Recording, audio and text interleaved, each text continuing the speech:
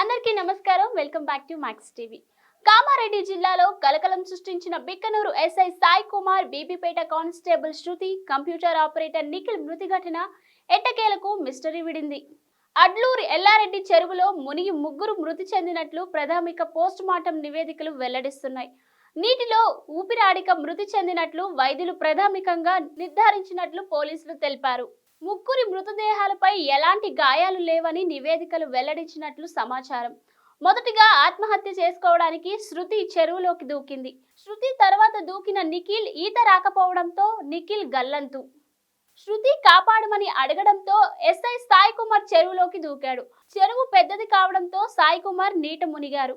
ముగ్గురికి ఈత రాకపోవడంతో ఊపిరాడక ముగ్గురు మృతి.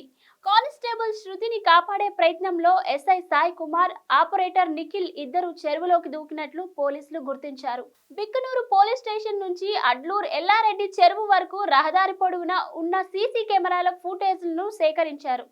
25వ తేదీ బుధవారం మధ్యాహ్నం 1:26 గంటలకు ముగ్గురి సెల్ ఫోన్లు స్విచ్ ఆఫ్ అయినట్లు నిర్ధారణ అయింది.